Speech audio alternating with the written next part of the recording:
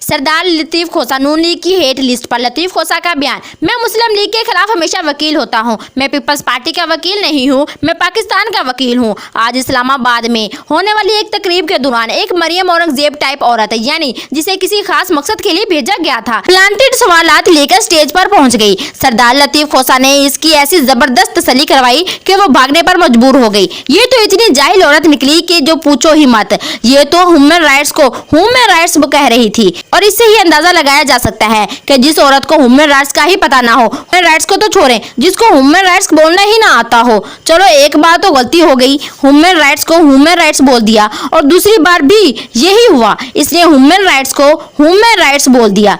गलती एक बार होती है, बार बार एक ही गलती को दोहराना जाहिलों का काम होता है। खान साहब वाली बात कि एक तो ये जाहिल हैं और दूसरा इनको पढ़ने का शौक नहीं। ये लोग इतनी जल्दी और इतने सस्ते मिल जाते हैं कि चंद सिक्कों पर ही बिक जाते हैं। इस औरत ने अपने किसी बच्चे को नौकरी पर लगवाना होगा। बच्चे के मुस्तकबिल का सवाल है और ये प्लांटेड सवालात भी नहीं थे। इन्हीं लोगों की वजह से मुल्क का बेड़ा गर्क हुआ है। इसका लहजा, इसका हुलिया ही नून लीगी है। आंटी सवाल ना करती तो शायद पता ही ना चलता कि आंटी के दिल में आखिर क्या है, मगर जवाब तो पूरा सुनना चाहिए था। ये आंटी नून लीग की भेजी गई ठूस मिसाइल साबित हो गई और जवाब सुनने बगैर ही भाग गई। सच सुनने की हिम्मत नहीं थी, सवाल करके फंस गई। इस तरह के ड्रामेबाजियां तो नून लीग के पुराने हरबे हैं।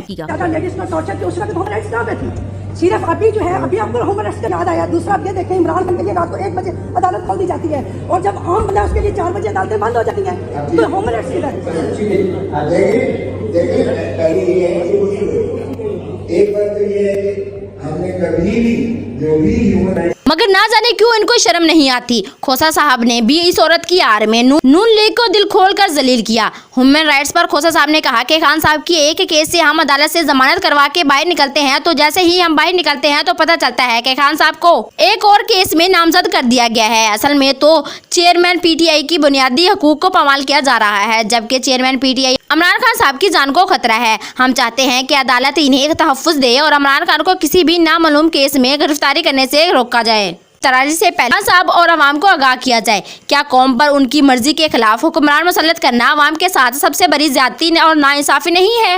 राइट्स की जमहूरियत की फिक्र थी तो 14 मई को इलेक्शन क्यों नहीं करवाया गया? अभी तक इलेक्शन क्यों नहीं करवाया गया, जबकि सुप्रीम कोर्ट 14 मई का फैसला अपनी जगह मौजूद है? बात सीधी है कि हुकूमत की जानब से सुप्रीम कोर्ट यानी कि तौहीनी अदालत की गई है। सुप्रीम कोर्ट की जानब से नाअहली ताहयात है। नाअहली मदद के लिए 621F में आईनी तरमीम करनी पड़ेगी। सुप्रीम कोर्ट का फैसला है, नवाज शरीफ पार्टी नहीं बना सकते। सुप्रीम कोर्ट के हुक्म के मुताबिक नवाज शरीफ आएंगे और जेल में जाएंगे। पाकिस्तान की तारीख मौजूदा दौर जमहूरियत का बदतरीन दौर के तौर पर याद रखा जाएगा। लतीफ खोसा फट पड़े। इस हुकूमत ने अदालतों की बेहुरमती की है। ये एक ही पार्टी है जो सब इक़दाम कर रही है। इसका नाम नून लीग है। सारी वजारतें मुस्लिम लीग नून के पास हैं। खोसा साहब ने कहा कि कोई छींक भी मारता है तो तुम लोग कहते हो कि इसका जिम्मेदार इमरान खान है। इसी तरह नफरत के बीज बो रहे हो तुम लोग। तारक कहता है जहांगीर तरीन की खुदकशी भी इमरान खान साहब पर डाल देता हूँ। खान साहब 9, 10, 11, 12 मई जेल में था और उन दोनों के पर्चे खान साहब पर कैसे डाले जा सकते हैं?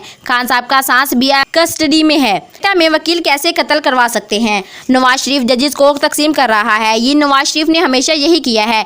नवाज शरीफ ने हमेशा मनपसंद जजेस को खरीदकर अपने मनपसंद फैसले करवाए हैं। मिलिट्री और वहाँ के पर लागू नहीं होता है और ना ही हम होने देंगे। हुकूमत दिलों पर की जाती है, नफरत पैदा करके हुकूमत नहीं की जाती। शहबाज शरीफ ने भी हुकूमत का बेड़ा गर्क कर दिया है। नवाज शरीफ इलाज करवाने के लिए बाहर गया था मगर अभी तक मुल्क लौट कर वापस नहीं आया। बस ये पाकिस्तान ही नहीं आ सकता, ये दुबई और अरब ममालिक में चला जाता है। वहाँ का रास्ता इसको याद है, पर लगता है बीमारी की वजह से पाकिस्तान का रास्ता भूल गया है।